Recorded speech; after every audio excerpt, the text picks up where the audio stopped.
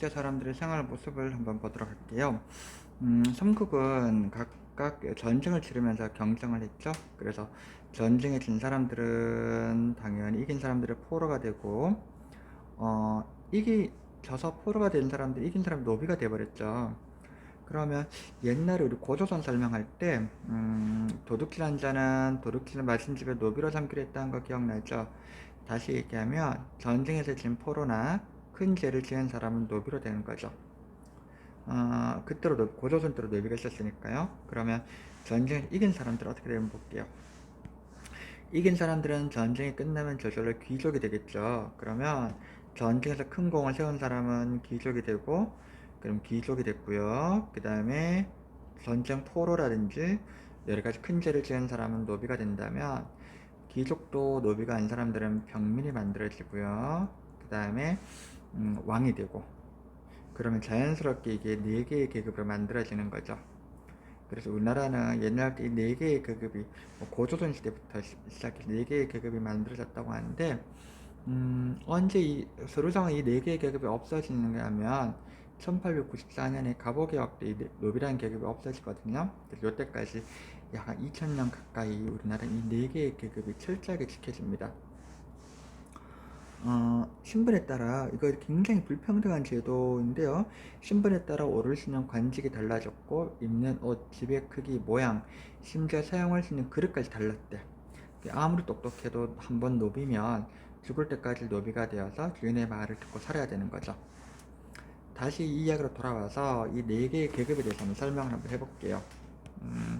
왕은 빼고 설명할게요. 귀족부터 본다면, 먼저 귀족은 화려하게 장식한 집에 살았고, 그 다음에 좋은 음식도 먹었대요. 근데 비단으로 만든 옷도 입었대요. 옷의 모양은 비슷했지만 대체로 관직의 등급에 따라 옷 색깔이 달랐다고 하는데, 이게 고구려의 안악상호분 벽화 속에 있는 귀족의 모습이래요. 창고 안에 고기도 있고요, 수레도 2개나 있고요, 좋은 수레. 그 다음에 여기 노비들이 이렇게 밥하는 모습도 있죠. 창고도 있죠. 그렇죠. 이렇게 살았다고 하네요. 이 정도 살려면, 지금도 이 정도 살려면 뭐 차 2대, 뭐 고기 냉장고 따로 있고, 노비 2명 부리려면 굉장히 큰 돈이 필요하겠는데, 요런 사람들이 살았다고 하고요. 요것도 고구려 무덤인데요, 무용총인데요. 가만히 보면 이 사람은 덩치가 큰데, 이 사람은 크기가 큰데, 이 사람은 마치 소인국처럼 보이죠. 소인이 나타낸 이 사람이 바로 노비가 됩니다. 노비는 이 큰 주인을 위해서 음식도 해주고 차도 이렇게 끓여주고 있죠. 그 모습을 보여주고 있습니다. 계속 설명을 해볼게요. 내용 설명 좀 한번 해볼게요. 평민은 대부분 노비입니다. 주로 보리나 조 잡곡들을 먹었고요. 이 시기에는 먹을 것이 없어서 보리나 잡곡을 먹었다고 하고, 입는 옷은 주로 벼로 만든 옷이고, 갈대잎이나 집단으로 만든 초가집에 살았다고 하네요. 근데 이게 조금 불합리한 게 있어. 평민들은 나라에 세금도 내고 궁궐을 짓거나 성을 쌓는 일에 항상 나가야 했으니까 항상 바빴던 거야. 어, 그러니까 자기 일도 해야 되고, 농사를 져야 되고, 국가에서 그럼 나가기도 해야 되고, 세금도 내야 되고. 요즘에는 세금을 잘 낸다면 나라에 준 혜택도 많지만, 옛날에는 왕이나 귀족의 말이 우선이었죠. 그래서 세금 내, 그럼 무조건 내야 되는 거죠. 평민계급은 국가의 세금을 전부 담당하고 있지만 나라에 준 혜택은 하나도 없어. 그래서 나라가 어려워 세금이 많이 필요할 땐 평민계급은 스스로 노비가 되거나 도망을 가기도 했대요. 우리 역사상 제일 아픔을 많이 겪은 계급이 아닐까 생각이 들어. 그래서 평민계급은 스스로 노비가 되려고 했던 것도 생각을 하면 되고, 세금을 많이 뗐던 거, 나라에 준 혜택도 없었다는 거. 마지막으로 노비 계급인데요. 그러면 귀족 계급은 세금이 없었나요? 근데 얘네들은 월급을 받기 때문에 세금보다는 월급을 더 많이 떼어갔다. 그래서 세금이 실제로 없었던 계급이죠. 그 다음 노비 계급입니다. 노비는요, 신분이 가장 낮은 계급입니다. 주로 주인의 땅을 경작하고 주인의 집에 여러 가지 일을 하면서, 노비는 주인의 소유로 여기죠. 주인이 사고 팔기로 했대요. 그래서 좀 마음 아픈 이야기를 좀 극단적이면서 마음 아픈 이야기를 좀 적어놨는데, 만약 엄마가 노비면 자식도 노비가 돼. 그럼 엄마와 자식을 따로따로 다른 주인에게 팔아버리면 그 자식은 평생 엄마를 못 보게 되는 거죠. 그렇죠?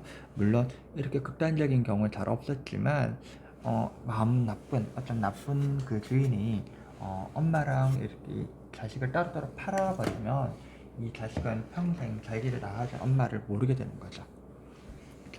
그래서 그런 마음 아픈 역사가 되는데 좀 잔인하죠. 근데 이게 1000년 후에 유럽 사람들에 의해서 아프리카를 다시 반복이 돼. 그러니까 유럽 사람들이 노예선이라고 해서 아프리카 사람들을 노예로 만들어서 유럽으로 팔아먹거든요.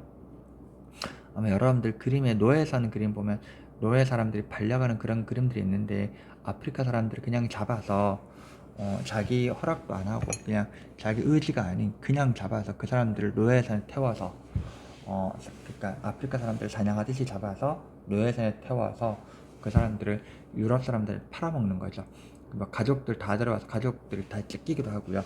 그래서 아프리카 사람들이 유럽이라든지 아메리카로 와서 굉장히 고통을 겪었던 그런 일이 천 반복되고요. 근데 아직도 인도에선 카스트 제도라고 해서 계급이 존재하는데요.